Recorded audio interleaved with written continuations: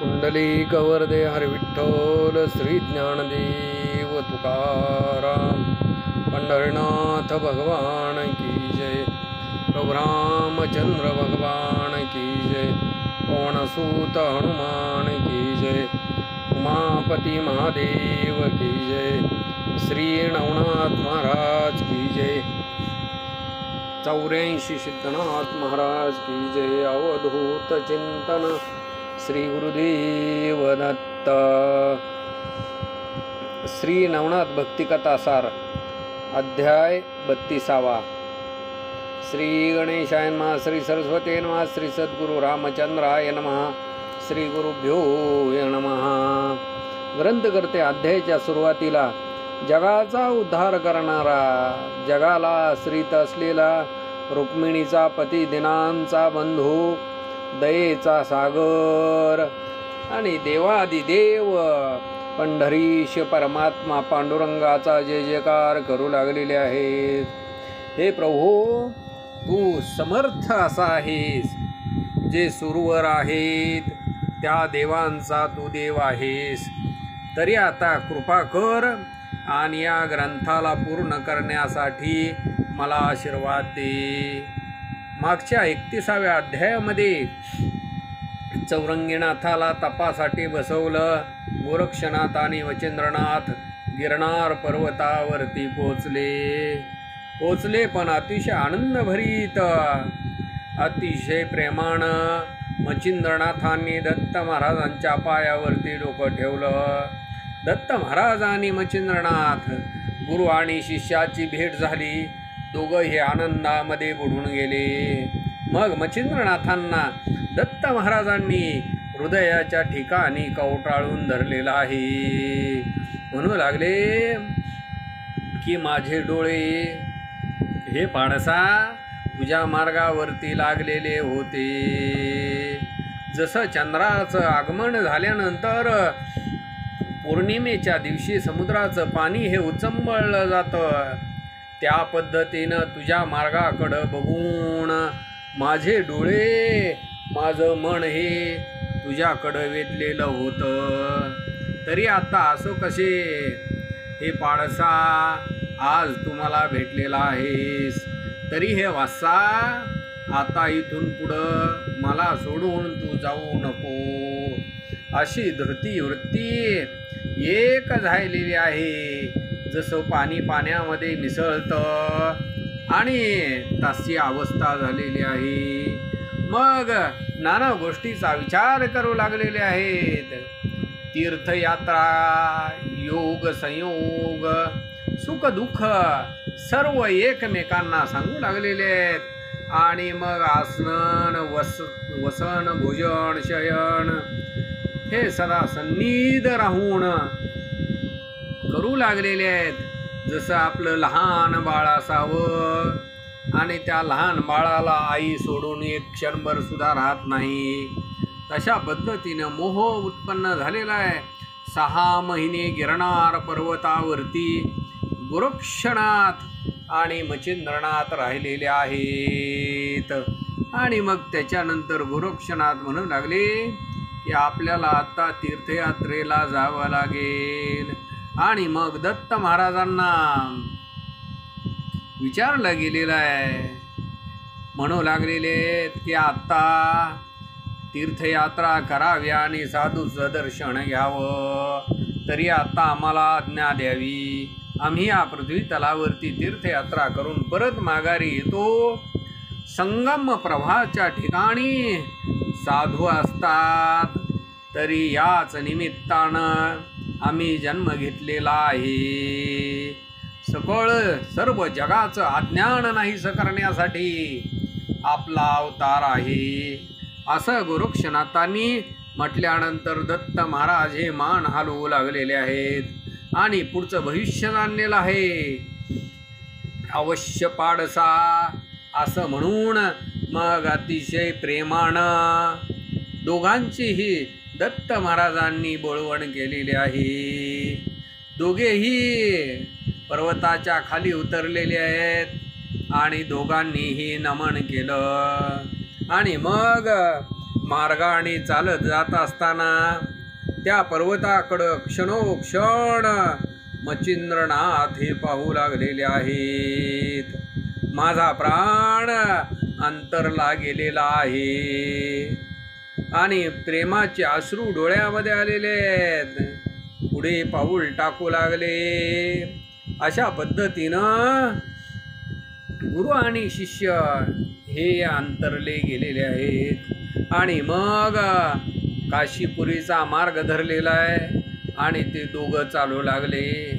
मुकाम दर मुकाम करीत त्रिवेणी संगमावरती प्रयाग स्थान आहे, गंगा यमुना आणि सरस्वती, तिथं जाऊन पोचलेले आहेत. त्या गावामध्ये मूर्तिमंत औदार्याची राशी प्रताप सूर्य असा त्रिविक्रम राजा धर्मशील असा तिथलं राज्य करीत होता. हत्ती, रथ, घोडे अपरिमित अशी त्याची सेना होती. आणि मग समुद्रासारखं त्याचं सैन्य होतं. त्या राजगादीवरती तो राजा, ज्याची संपत्ती अवडंबर, त्याच्या संपत्तीला पाहून इंद्राला सुद्धा लाज वाटेल अशा पद्धतीनं त्या राजाची संपत्ती होती. पण त्या राजाच्या पोटी संतती नव्हती. तशामध्ये त्याला आजार आला आणि त्या आजारानं त्याला व्यापलं गेलं. राजा हा सुगम होता, हुशार होता, ज्ञानी होता, परोपकार करणारा होता. अपार असं ज्ञान त्याच्याकडं होतं. मूर्तिमंत होता आणि आपल्या प्रजेला अतिशय चांगल्या पद्धतीनं सांभाळत होता. त्याच्या राज्यामध्ये 52 वर्णाचे, पण कोणीसुद्धा अकिंचन गरीब नव्हतं. संत आल्याच्या नंतर संतांची पूजा करणारा, 14 विद्यामध्ये कुशळ, दुसरा गणपती बाप्पाचा असावी. हीन दिनांची कनवाळू माय, शत्रूंचा मात्र काळ होता. सर्व देशावरती त्या राजाचा परोपकार असे. त्यामुळे सगळे लोक चिंताविरहित सुखाने त्या नगरीमध्ये राहत होते.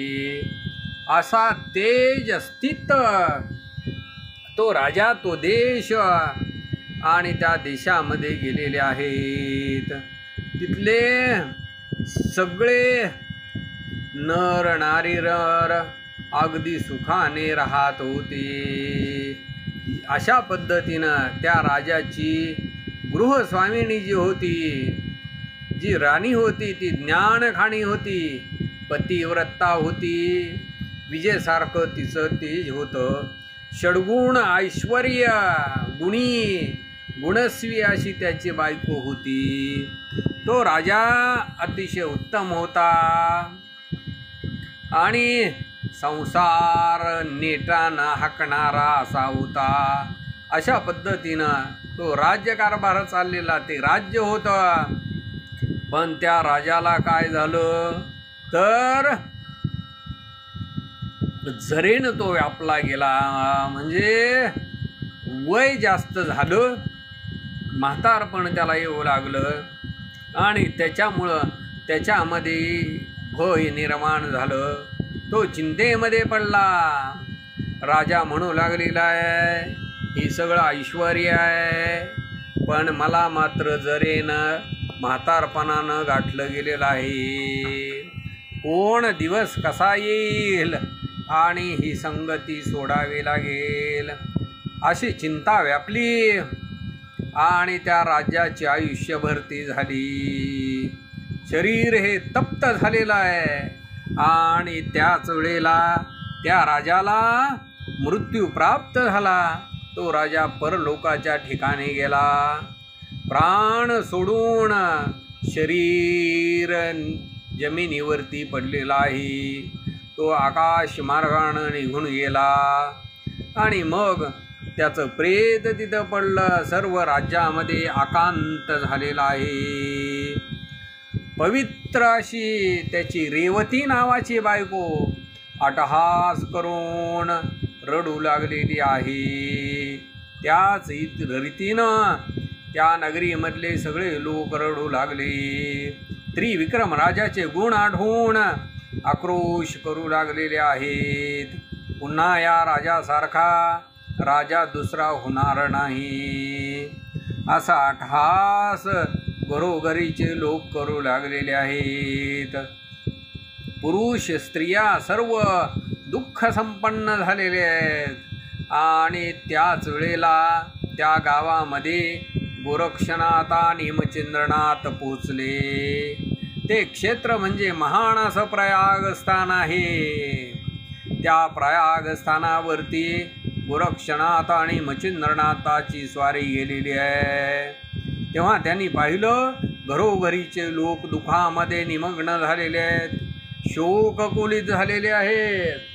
कोणी शरीर जमिनीवरती टाकत आहे, कुणाला मूर्छना येऊ लागलेली आहे, कुणी हृदयावरती धबधबा हाणून घेऊ लागलेला आहे, कोणी भूतासारखं इकडून तिकडे धावा घेऊ लागलेला आहे.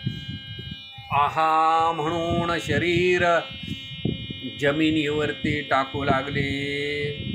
कुणी जमिनीवरती कपाळ आपटू लागलेलं आहे, रक्त बंबाळ होऊ लागलेले आहेत.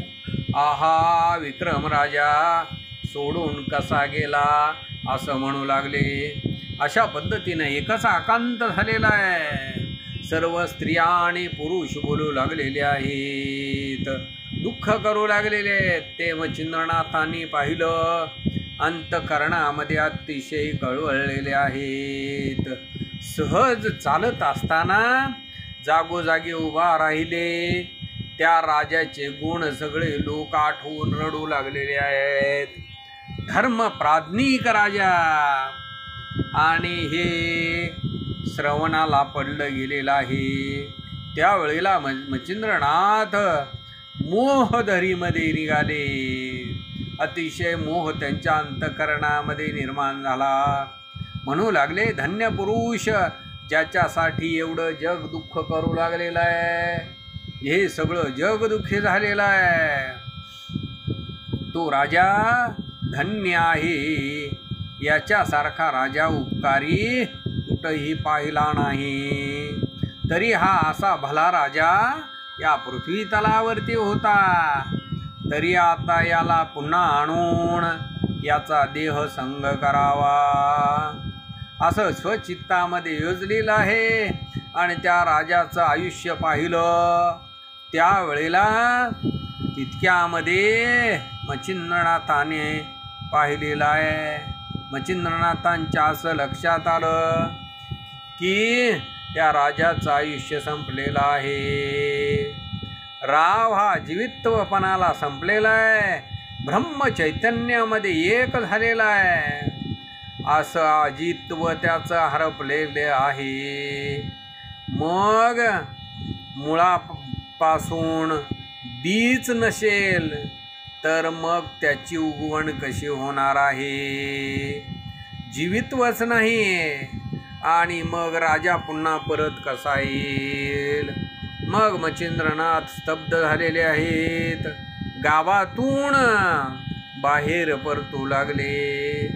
पण हेमचंद्रनाथापेक्षा गोरक्षनाथ कळवळा त्यांच्या चित्तामध्ये अधिक आलेला आहे. राज्यामध्ये लोकांचं ते बोलणं ऐकून गोरक्षनाथ मोहामध्ये बुडून गेले. गोरक्षनाथाच्या डोळ्यातून अश्रू येऊ लागलेले आहेत.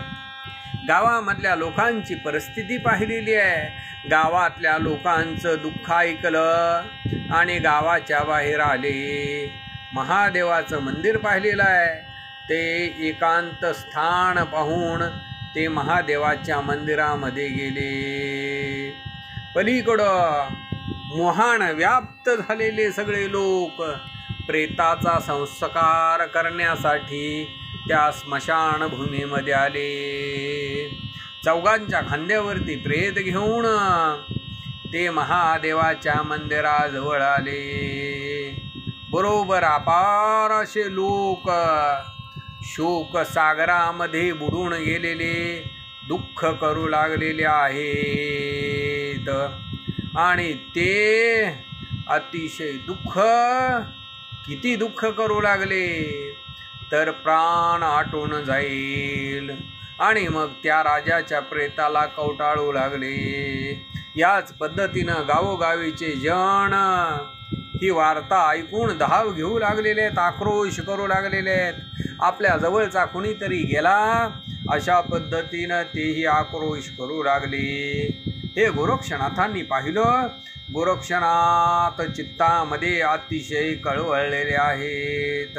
मच्छिंद्रनाथांना बोलू लागले, अशा पुरुषाला आपण उठवलं पाहिजे.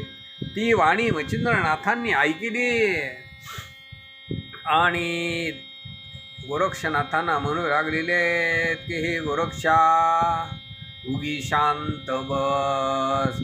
पण गोरक्षनाथ मात्र स्थिर नाहीत, पुन्हा बोलू लागलेले आहेत. म्हणू लागले, तुम्ही जर नाही उठविलं तर मी या स्वसामर्थ्यानं या त्रिविक्रम राजाला उठवीन. मच्छिंद्रनाथ म्हणू लागलेले आहेत की तुझं सामर्थ्य व्यर्थ जाईल, तुझं सामर्थ्य त्याला उठवण्यासाठी नाही, असं गोरक्षनाथांनी ऐकलेलं आहे. मग गोरक्षनाथ म्हणू लागलेले आहेत, याच्यासाठी मी माझा जीव वेचीन, पण सगळ्या या लोकांना सुखी करीन. जरी मी या राजाला जिवंत केलं नाही तरी हे शरीर अग्नीमध्ये टाकीन. हा माझा सिद्धपण आहे, असा निश्चय केलेला आहे. जरी अशा बोलाला मी संमत नाही झालो, जरी या राजाला मी नाही जिवंत केलं तरी रौरव नरकामध्ये कोटी वर्षामध्ये मी जाऊन पडेन. असं दृढ उत्तर बोलल्याच्या नंतर मग मच्छिंद्रनाथ म्हणू लागलेले, आहा वत्सा, हे पाडसा, शोध घेतल्याशिवाय व्यर्थ हे काय बोललेला आहेस. सारोखपणानं तू पण केलेला आहे, पण राजा हा जीवितवाला उरलेला नाही. तो ब्रह्मरूपामध्ये ऐक्य रूपानं त्याचा मेळ झालेला आहे. असं बोलत असताना मच्छिंद्रनाथ म्हणू लागलेले आहे, ते गोरक्षा, हृदयामध्ये तू याचा शोध घेऊन बघ. आणि मग गोरक्षनाथाने अंतर्ज्ञानानं पाहिलेलं आहे. त्यावेळेला त्यांच्या लक्षात आलं की या राजाचं आयुष्य संपलेलं आहे. मग चेहरा सुकला गेलेला आहे. डोकं खाली घातलं आणि म्हणू लागले, मी आत्ता अग्नीमध्ये उडी टाकीन. म्हणून तिथून लाकडं जमा करायला सुरुवात केली. ते मच्छिंद्रनाथांनी पाहिलं. मच्छिंद्रनाथ हे अतिशय भयभीत झाले. म्हणू लागले, हा गोरक्ष कधीसुद्धा बोललेला चुकणार नाही. हा प्राणत्याग करील. ज्यानं वडे आणण्यासाठी आपला डोळा काढून दिला आणि त्या ब्राह्मण स्त्रीला तोषविलं, हा निबरघट्ट असा आहे आणि त्याच्यामुळं हा आता जीव देईल. मग गोरक्षनाथांना जवळ बोलवलेला आहे आणि मच्छिंद्रनाथ म्हणू लागले, हे बारे, हे जन सुखी करण्यासाठी तू हे तुझ्या मुखातून बोललेला आहे. तरी जनाचा उपकार करण्यासाठी, जनावरती, लोकांच्यावरती उपकार करण्यासाठी तू तुझ्या प्राणावरती उदार झालेला आहेस. पण तुझ्या समाधानासाठी एक विचार सांगतो, तेवढा ऐक. मी या देहस्थित होतो, मी याच्या देहामध्ये प्रवेश करतो आणि दुसरा जो हेत आहे तो माझ्या शरीराचा तू 12 वर्ष सांभाळ कर. 12 वर्ष पूर्ण झाल्याच्या नंतर पुन्हा या त्रिविक्रम देहाच्या राजाच्या देहातून निघून माझ्या देहामध्ये मी प्रवेश करीन.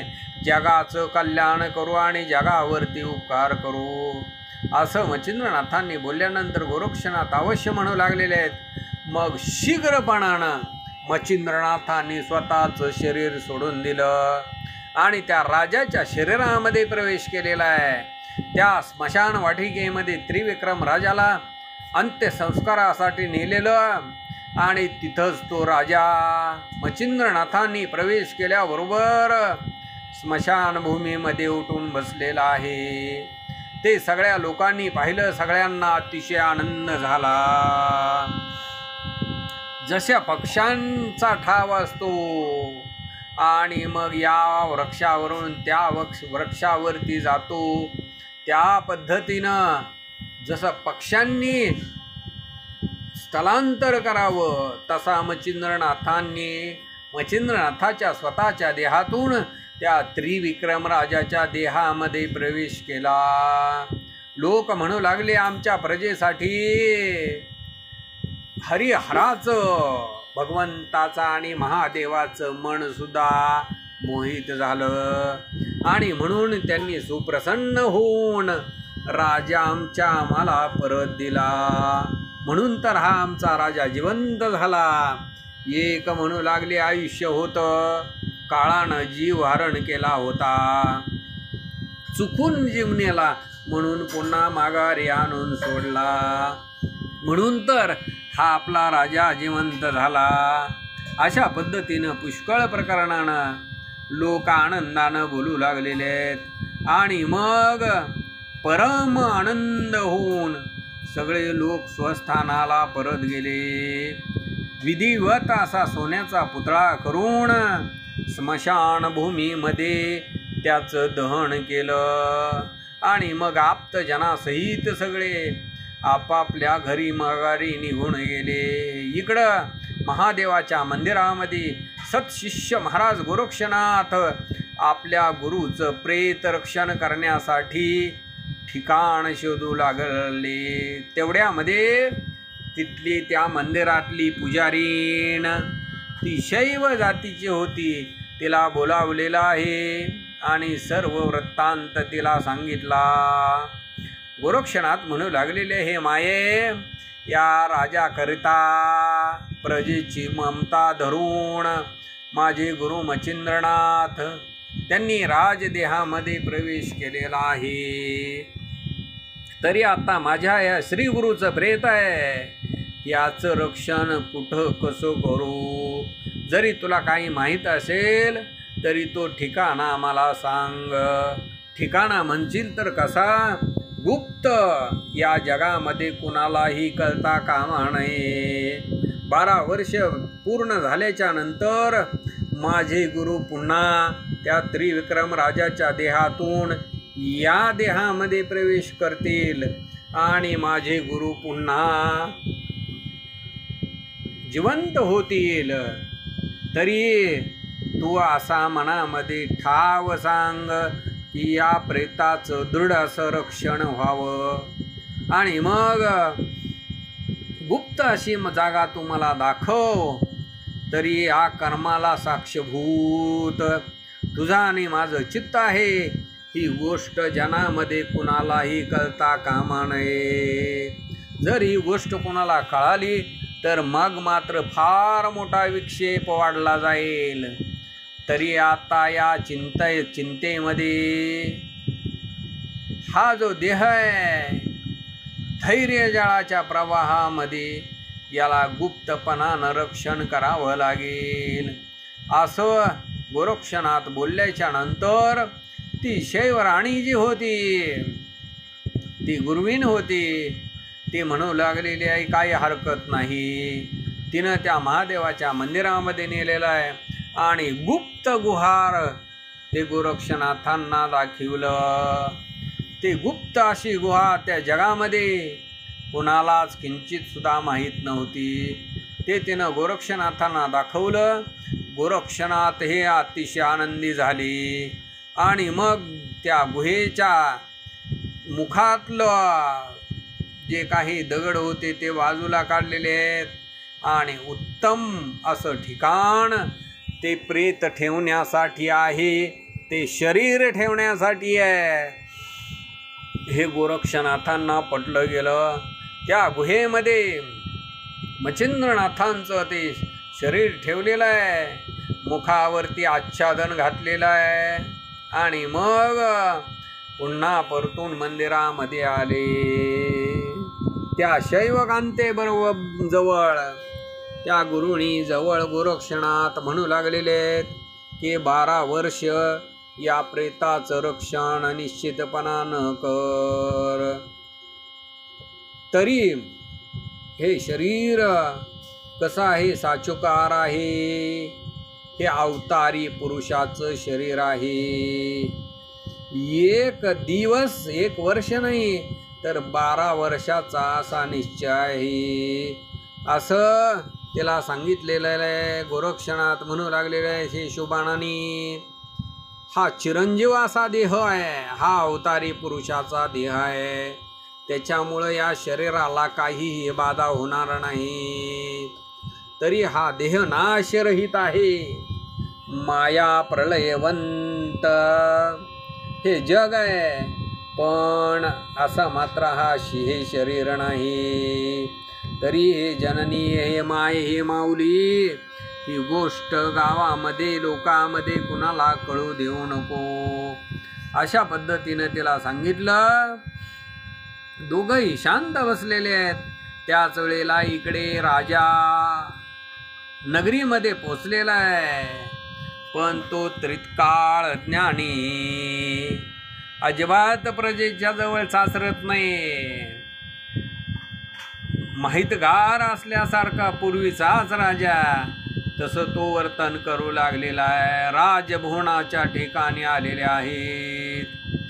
अशा पद्धतीनं रेवती नावाची जी कांता होती, जी बायको होती, प्रज्ञावंत होती, त्या रेवती राणीनं आपल्या नवऱ्याला नवरा समजून नाथांना अतिशय प्रेमानं राजमहालामध्ये नेलेला आहे. स्नान घातलं आणि जेवण झाल्याच्या वरती राजा आणि राणी मंचकावरती बसलेले आहेत. त्याच वेळेला मांडीवरती घेतलेला आहे आणि अनंत वलगणा करू लागले. जे बायको पुशेल जसं राजा बोलत होता तशा पद्धतीनं त्रिकाल ज्ञानी नाथ आहेत आणि म्हणून ते उत्तर देऊ लागलेले आहेत. व्यंगरहित बोलू लागलेले आहेत. बायकोचं त्या रेवती राणीचं समाधान करू लागले. याच्यानंतर दुसऱ्या दिवशी मंगल स्नान करून सभा बसलेली आहे. तेव्हा राजवैभवासाठी अचूक असं बोलू लागलेले आहेत. मंत्री आणि सर्व जनांच्या बाबतीमध्ये काहीच भिन्नता दिसेना. न्याय नीती जसा राजा करीत होता, माहितगार असल्यासारखा, आणि स्नेह, क्रूरता, राग, लोभ, ममता सर्व राजासारखे दाखवू लागले. याच्यानंतर नित्य 4 प्रहरी सर्व वैभव भोगून वनामध्ये जाऊ लागले. महादेवांचं दर्शन घेण्यासाठी गावाच्या बाहेर दररोज येऊ लागले. पहिल्या दिवशी राजा आल्याच्या नंतर शिवालयामध्ये महादेवांना वंदन केलं. त्याच वेळेला गोरक्षनाथांना पाहिलं आणि मग नाथ म्हणू लागलेले आहे, जे आदेशवंत, किती दिवस तुम्ही इथं आलेले आहात, कोणत्या स्थळी वास्तव्य करीत आहात, तुमचं नाव काय आहे. आणि मग अशा रीतीनं उभा राहून गोरक्षाला राजा विचारू लागलेला आहे. म्हणजे लोकांना दाखवण्यासाठी हे सगळं सोंग केलं गेलेलं आहे. पण तो गोरक्षनाथ मात्र चाणाक्ष बुद्धीचा आहे. जशाला तसं उत्तर देऊ लागलेले आहेत. मग शिवालयामध्ये दोघांनी प्रवेश केला.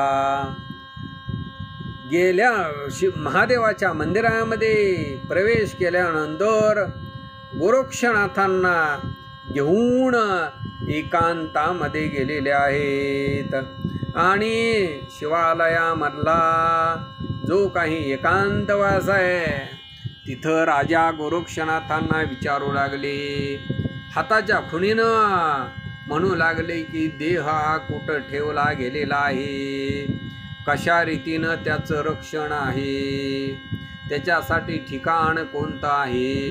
मग तो हुशार ज्ञानी गोरक्षणात बरोबर भाषेमध्ये सांगू लागले आणि लगेच खूण दाखवून त्या गुहेमध्ये शरीर ठेवलेलं आहे असं सांगू लागले. असो अशा पद्धतीनं गोरक्षनाथांनी खूण दृष्टी करून दाखवलं. मग त्या मंदिरामध्ये जमिनीवरती थोडा वेळ बसलेले आहेत आणि मग राजा नगरीमध्ये निघून गेला. पण प्रतिदिनी तो राजा त्या महादेवाच्या मंदिरामध्ये येऊ लागली. आपलं शरीर कसं आहे आणि मग ते पाहून महादेवांना नमन करून जाऊ लागले. क्षण एक गोरक्षनाथाच्या जवळ बसून भक्ती दाखवू लागलेले आहेत आणि चित्ताची संशय काजळी फेडू लागली. असं होत असताना 3 महिन्याचा काळ लोटून गेला. याच्यानंतर एके दिवशी बसल्यानंतर गोरक्षनाथ राजाला विचारू लागलेले आहेत, आम्ही आता तीर्थयात्रेसाठी जातो आहोत. आपण योगक्षेम असावं, दृष्टी स्वहितावरती ठेवावी, स्वतःच्या शरीराचं रक्षण करावं अवश्य म्हणून राजानं सांगितलेलं आहे. आणि स्वतः त्या शरीरावरती लक्ष ठेवू, आपण स्वस्थ चित्तानं तीर्थयात्रेसाठी जावं. असा त्या गोरक्षनाथांना बोलल्याच्या नंतर राजा हा नगरीकडे निघून गेलेला आहे. इकडं गोरक्षनाथ तीर्थयात्रेसाठी निघून गेले. 6 महिन्याचा काळ लोटला. रेवती राणी रती सुखामध्ये गुंग झालेली आहे.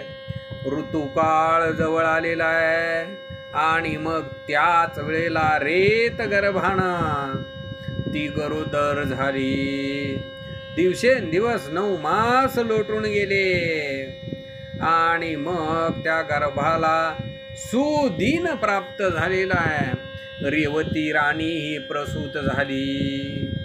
प्रसूत झाल्याच्या नंतर मदनाच्या आकृतीचा, मदनासारखा अतिशय सुंदर बाळ रेवती राणीला झालेला आहे.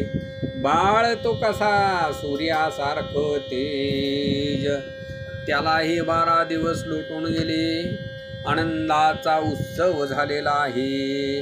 बाळाला पाळण्यामध्ये घातलं आणि बाळाला पाळण्यामध्ये घालून धर्मनाथ असं त्याचं नाव ठेवलं. त्यालाही 5 वर्ष उलटून गेली.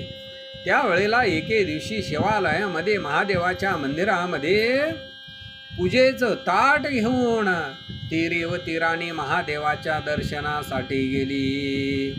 बरोबर दासी होत्या आणि त्या 500 दाशांच्या सहित ती लावण्याची खाण चपळवंत ती राणी रेवती महादेवाच्या पूजेसाठी गेलेली आहे. असो अशा पद्धतीनं रेवती राणी दाशी सहित महादेवाच्या मंदिरामध्ये गेली. प्रेमानं महादेवाची शुद्ध भावानं पूजा करू लागली. सर्व पूजा झाल्याच्या नंतर महादेवाला प्रार्थना करू लागलेली आहे. म्हणू लागलेली आहे, हे महादेवा त्रिपुरारी पार्वतीचा पती, तरी हे कृपानिधी श्रीराया, माझा जो पती आहे राजा, त्या विक्रम राजाच्या आधी मला मरण येऊ दे. सुहासिनीत्व जे माझं आहे ते आभादित राहू दे. असं ती बोलू लागलेली आहे. आणि त्याच वेळेला आहे त्या मंदिरामधल्या गुरुविनीनं ऐकलं आणि मग ती गुरुवीन गदागदा हसू लागलेली आहे. ते रेवती राणीनं पाहिला आणि तिला विचारू लागलेली आहेत, हे माय, हे गुरुवीन माय, तुला हसू का म्हणून आलं? त्यावेळेला ती म्हणू लागलेली आहे, तुझं बोलणं ऐकलं आणि सहजपणानं मुखावरती हसू आलं. रेवती राणी म्हणू लागलेली, आश्चर्य आहे की तुला हसू का आलं. तरी हे माये तू प्रांजळपणानं संशय सोडून मला सांग. त्यावेळेला ती गुरुवीण म्हणू लागलेली आहे, हे माये हो, हास्य कशामुळं उमटलं.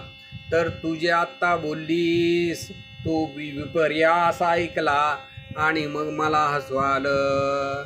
माझं चित्त तुला सांगण्यासाठी भयभीत होत आहे. तुला जर मी सांगितलं तर हे राणीसाहेब, तुम्हाला सांगितल्यानंतर पुढं काय घडून येईल हे मला सुद्धा माहीत नाही. आम्ही दुर्बळ आहोत, आम्ही अतिशय गरीब आहोत. आणि मग तुम्ही जर तुम्हाला कोप आला तर आमचा घात होईल. पतंगानं प्रलयाग्नीला जर स्पर्श केला तर त्याचं जीवित्व उरत नाही. सिंहाच्या घरी अन्याय केला तर कोल्ह्याचा जीव निघून जाईल. नगर पेटलं मग त्याच्यामध्ये कोण वाचणार आहे. असं ती शैव गुरुवीण बोलल्यानंतर रेवती राणी म्हणू लागलेली आहे, हे माय बहिणी, निर्भय होऊन जे काही आहे ते तू मला सांग. राजा आणि माझं तुला जर काही भय असेल तर आम्ही सहसा तुझ्यावरती राग धरणार नाही. अशा पद्धतीनं तुझ्यावरती राग धरणार नाही. त्याच्यामुळं निश्चितपणानं तू मला सर्व सांग.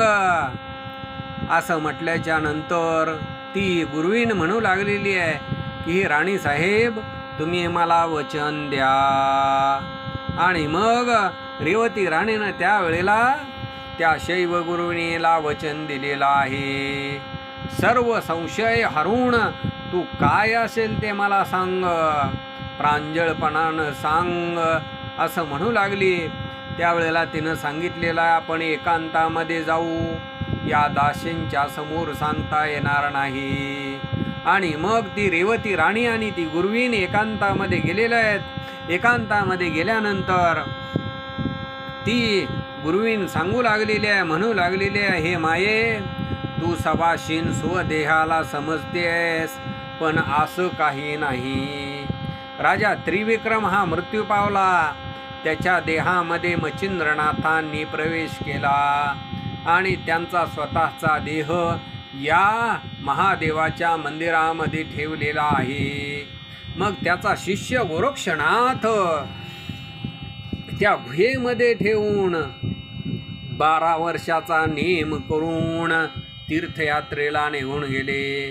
12 वर्ष पूर्ण झाल्याच्या नंतर मच्छिंद्रनाथ हे स्वतःच्या देहामध्ये प्रवेश करतील आणि मग तुझ्या नवऱ्याच्या देहामधले मच्छिंद्रनाथ निघाल्यानंतर तू पुन्हा विधवा होशील. तरी तुला आधीच विधवापण प्राप्त झालेला असून सुद्धा तू म्हणू लागलेली आहे की मी सवाशीण आहे, म्हणून मला हसू आलं. असं त्या रेवती राणीनं ऐकलं आणि मग म्हणू लागलेली आहे की मच्छिंद्रनाथाचं प्रेत कुठाय ते मला दाखव. त्यावेळेला ती अवश्य म्हणू लागलेली आहे आणि दोघे त्या गुहेमध्ये गेलेले आहेत आणि म्हणू लागली, हे माय, हे राणीसाहेब, इथंच मच्छिंद्रनाथांचा देह ठेवलेला आहे. तरी या गुहेचं दार उघडून तुझ्या दृष्टीनं पहा. असं बोलल्याच्या नंतर ती ताबडतोब महादेवाच्या मंदिरामध्ये गेलेली आहे. इकडं संशयवंत रेवती राणी राजमहालामध्ये परत आली. गेली पण एकांतामध्ये विचार करू लागलेली आहे.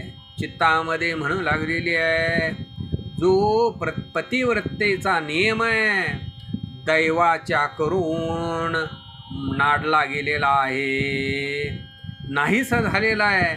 पण संचितार्थ जे आहे ते संचित घडून येणार, त्याच्यामध्ये कुणालाही काही करता येत नाही. तरी पुढं आपलं हित काय आहे हे आपणच पाहावं. पती गेल्याच्या नंतर मच्छिंद्रनाथ हे लाभले गेलेले आहेत. पण आता पातक दृष्टी पाहिली तरी वंशवेली जी आहे ती वंशवेली प्राप्त झालेली आहे. भरतवंशातून व्यास महाराजांची उत्पत्ती झाली. पुढं कुंती रत्न कर्ण त्याच पद्धतीनं पंचदेवाचं वीर्य आणून 5 जण निर्माण केले. तशा पद्धतीनं वंश वाढवला गेलेला आहे. तरी आपला सुद्धा वंश वाढवण्यासाठी तरी आता पातकरहित पापरहित विचार करावा आणि प्रयत्न करावा. पण 12 वर्ष झाल्याच्या नंतर पुन्हा अनर्थ उडवला जाईल. मच्छिंद्रनाथ स्वतःच्या देहामध्ये जातील आणि मग धर्मनाथ हा अतिशय लहान मुलगा आहे, त्याला राज्यवैभव कसा हाकता येईल. त्रिविक्रम देह हा तपोबल आहे आणि म्हणून ते जे बाळ आहे ते गेल्याच्या नंतर शीतल ही सावली त्याच्यासाठी मला दिसत नाही. तरी आता काय करावं, तर या मच्छिंद्र देहाला पाहावं. पाहिल्याच्या नंतर त्याचा विनाश करावा. देह छिन्न भिन्न झाल्याच्या नंतर मग मच्छिंद्रनाथ त्याच्यामध्ये कसे प्रवेश करतील. मुळात बीज नष्ट केलं तर मग त्याचा झाड कसं उगवेल, अशा पद्धतीचा विचार तिनं केलेला आहे. एक सेविका घेतली आणि गावाच्या बाहेर मध्यरात्री येऊन पोचली आणि एक गुप्त रहाटी 2 सबल बलवान असे कामाटे घेतले. त्वरित महादेवाच्या मंदिरामध्ये आले. गुहेचं द्वार उघडं केलेलं आहे. गुहेचं द्वार मोकळं करून तिनं आतमध्ये प्रवेश केला. आतमध्ये प्रवेश केल्याबरोबर मच्छिंद्रनाथांचं प्रेत तिनं पाहिलं. पण ते कलेवर ते जे शरीर होतं अतिशय तेजस्पुंज, सजीवपणाला सुद्धा लाजवेल. माणिकवर्णी सूर्य असावा आणि तसं दिसू लागलं.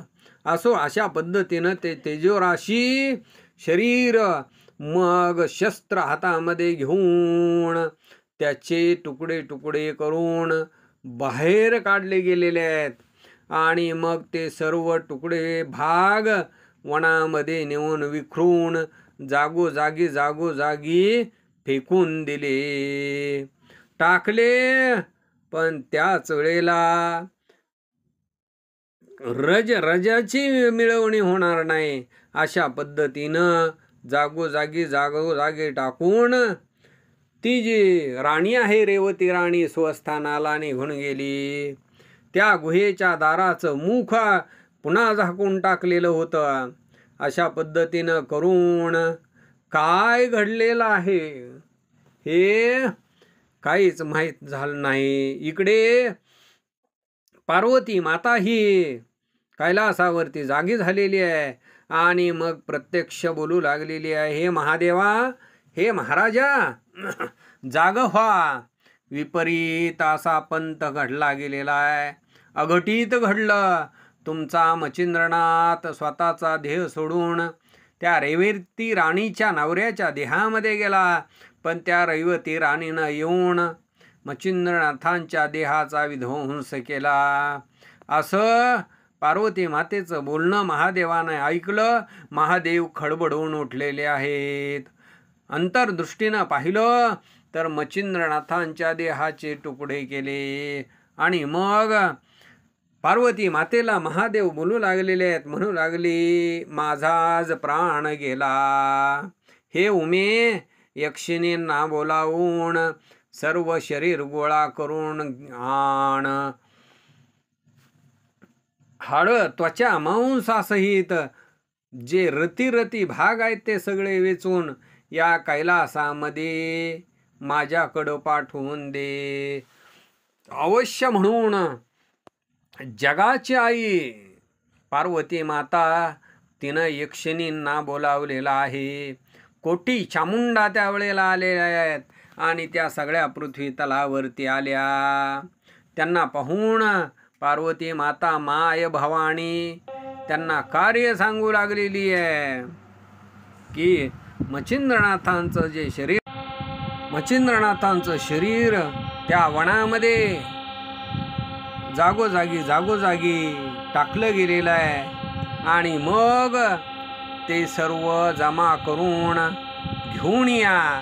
कोटी चामुंडा ह्या प्रतापवंत आहेत आणि मग त्या यक्षिणी सहित कैलासगिरीवरती आलेले आहेत आणि वीरभद्राला हे सर्व सांगितलं. म्हणू लागलेले की हे महाराज शिरोमणी राजेश्वर, भद्रासनी जे व्रत झालेलं आहे ते तुम्ही ऐका. तुमचा आणि आमचा शत्रू अवचटपणानं मरण पावलेला आहे. देहाचे तुकडे तुकडे भाग जमून आम्ही घेऊन आलेले आहोत. तरी तो शत्रू म्हणशील कोण? या भूमंडळावरती मच्छिंद्रनाथ. त्यांना आम्हाला नग्न करून परमलज्जित केलेलं होतं. आमची विटंबना केलेली होती. अष्टभैरव धरणीवरती त्यांची विटंबना केली आणि म्हणून त्याला गती प्राप्त झालेली आहे आणि तुमच्याबरोबर त्यानं युद्ध केलं. डोक्यावरती पर्वत ठेवून मारुतीला ताटकळत उभा केलं. अशी मारुतीची विटंबना केली. सर्व देवांचा शत्रू कुजात हा मच्छिंद्र बरं दैवानं मरण पावलेला आहे, त्याचा घात झालेला आहे. तरी आता प्रतापवंत त्याचं जे शरीर आहे त्याचं रक्षण करावं. या मच्छिंद्राचा शिष्य गोरक्ष हा अतिशय प्रतापवंत असा दक्ष आहे. तो आपल्या सगळ्यांना जिंकून हे शरीर घेऊन जाईल. तरी आपण सर्वांनी सावध असावं. सहज तिथनं दैवाच्या योगे करून शत्रू मरण पावलेला आहे. तरी आता हाला वाचून त्याचं असणारं हे आम्हाला हर्ष प्राप्त झालेला आहे. तुम्हाला मला दैवानं हे सर्व प्राप्त झालेलं आहे असा हर्षयुक्त सांगून आनंदानं सांगून त्या चामुंडा निघू लागलेल्या आहेत. पण वीरभद्राचं मन हे अतिशय प्रसन्न झालेलं आहे आणि मग सगळे भैरवादी करून आहा आहा म्हणू लागले. मग 84,72,00,000 शिवगण प्रतापी महान असे दक्ष मच्छिंद्रनाथाच्या शरीराला रक्षणासाठी बसवले. कोटी यक्षिण्या चामुंडासहित डंखिनी शंखिनी आलेले आहेत. अस्त्र शस्त्रादी घेऊन मच्छिंद्रनाथाच्या शरीराचं रक्षण करू लागल्या. इकडं त्रिविक्रम देहामध्ये प्रतापशील मच्छिंद्रनाथ नित्य शिवालयामध्ये येऊन महादेवाचं दर्शन घेऊन आणि त्या गुहेला पाहू लागलेले आहेत. पण त्या गुहेचं दार हे जसंच्या तसं बंद आहे. हे पाहिल्याच्या नंतर स्वस्थ होऊन पुन्हा आपल्या महालामध्ये जाऊन राज्यासनाचं सुख भोगू लागले. पण शरीराचा काय प्रयास झाला हे मात्र कुणालाही माहीत नव्हतं. सदा भोगामध्ये, संपत्ती विलासामध्ये, राजभुवनामध्ये त्या त्रिविक्रम राजाच्या देहामध्ये मच्छिंद्रनाथ वावरू लागले. अशा पद्धतीनं नित्यराज विलास भोगत असताना 12 वर्ष निघून गेली. त्यावेळेला इकडं तीर्थटण करत असताना, तीर्थयात्रा करत असताना गोरक्षनाथ हे सावध झालेले आहेत. तरी तेच गोरक्षनाथ पुढच्या अध्यायामध्ये काय करतील, काय प्रताप दाखवतील, ती अतिशय गोड सुरस अशी कथा 33व्या अध्यायामध्ये श्रोत्यांना ऐकायला मिळेल. तरी अवधान द्यावं. दुंडीचा मुलगा नरहरीचा वंशज मालू हे ग्रंथ करते. तुम्हा संतांचा दास आहे, तेच ती कथा सांगतील. स्वस्ती श्री ग्रंथ भक्तिसार समद्गुरुक्ष काव्य के मे आगार सदा परिसूत भाविक चतुर द्वात्रिंशतितमाध्याय गोढा. श्रीकृष्णार्पणमस्तु. शुभं भवतु. श्री नवनाथ भक्तिकथासार द्वात्रिंशतितमाध्याय गोढा समाप्त. पुंडलिक वरदे हरी विठ्ठल. श्री ज्ञानदेव तुकाराम पंढरनाथ भगवान की जय. प्रभु रामचंद्र भगवान की जय. श्री नवनाथ महाराज की जय. 84 सिद्धनाथ महाराज की जय. अवधूत चिंतन श्री गुरुदेव दत्त वासुदेव हरी.